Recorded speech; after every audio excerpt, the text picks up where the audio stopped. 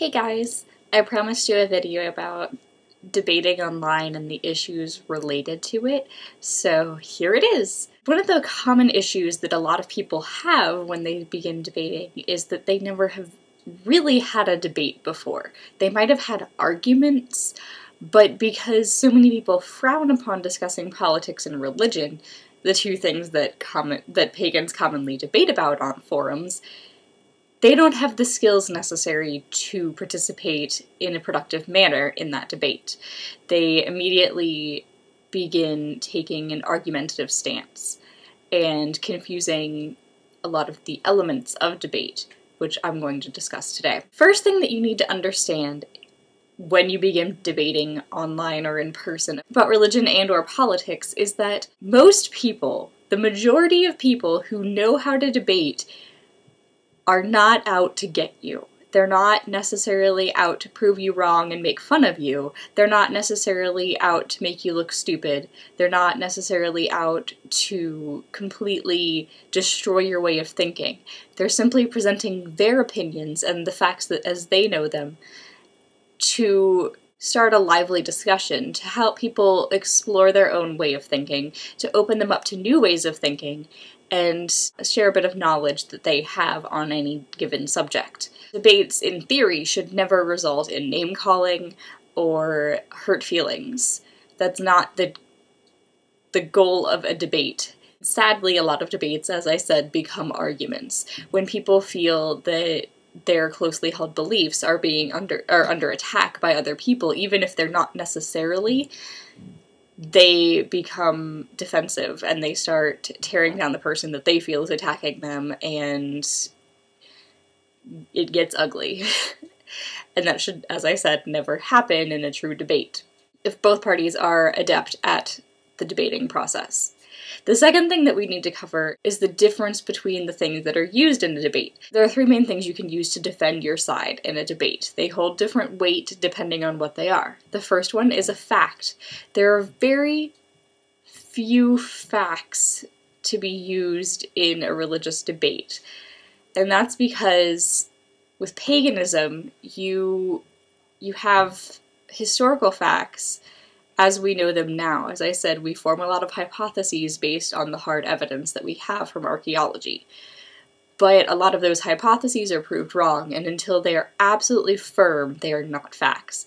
For example, some facts would be that the capital of Louisiana is Baton Rouge, the largest continent in the world is Asia, and so on. It's very hard to have firm facts that everyone knows and everyone agrees on in religion. So there are going to be very few of those.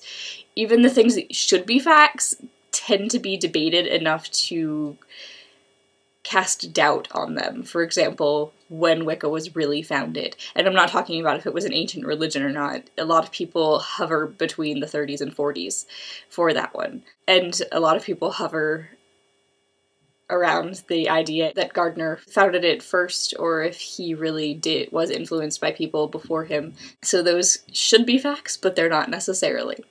The second thing that you can use to defend yourself in a debate is a belief. And again, beliefs have different levels of weight that one can give them in a debate. For example, I'm a panentheist and a hard polytheist. Those are my beliefs. I can use that in a debate, but because they're my personal beliefs and no one really else has to believe in that particular way, it doesn't have a whole lot of weight. Because those are personal truths, they don't necessarily have a whole lot of weight in a debate. Another way that beliefs might not have a lot of weight is if they aren't backed by facts, by evidence. For example, it's becoming, sadly, more and more common to believe that the Holocaust didn't exist. That belief does not have a lot of weight because all of the historical evidence that we have backs the Holocaust. So you can believe whatever you want, but using it in a debate is not necessarily going to help you if it's something like that. Another thing that's commonly done in pagan debates is trying to say that you have found a personal truth that you believe that isn't backed by anything as well. For example, a lot of people try to say, oh, well, something was revealed to me in meditation, so you can't claim that it's not true.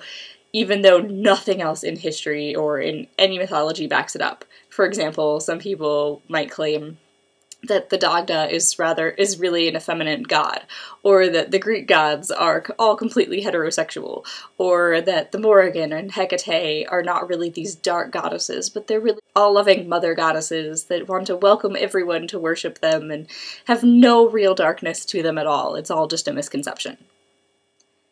Because none of those claims are backed by any sort of evidence that we have through mythology or the previous worshippers of those deities, they have little to no weight in a debate. It may have come to you in meditation, but I would urge you to reconsider if that's actually what the deities were sending you, or if you were imposing your view of what you want the deities to be in that meditation, because not everything that comes to you in meditation is going to be coming from deity. A lot of it has to do with our own psychological issues, and it's hard to weed that out, so I'm gonna maybe do another video about that in the future.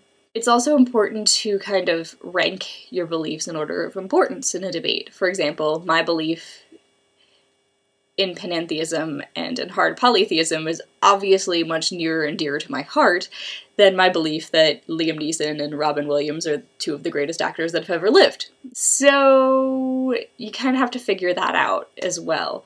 And then there's opinions. Opinions are much like beliefs, because they may or may not be backed by fact. They have less weight when they're not backed by fact, obviously. And everyone has opinions, just like everyone has beliefs. My personal opinion, again, is that one cannot be Christo-Wiccan. My personal opinion is that if one is not British traditional Wiccan, they are not Wiccan. My personal belief is that one must practice witchcraft to be even considered Neo-Wiccan or a dedicatory religious witch. These are my opinions, and they're very strong opinions that I have. Most of them are backed by the facts as I see them, but I know that they are opinions, and I know that people's opinions are going to vary from my own, and that's when debate gets interesting. I know that my opinions are controversial, but that doesn't stop me from having them. So if I understand that these are opinions and they aren't necessarily facts, even though they may be backed by facts, I understand that there can be room for debate. So to kind of summarize what I just said, facts are indisputable. Everyone knows that they are true.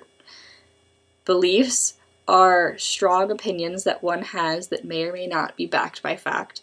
And opinions are ideas that we form that may or may not be based on fact.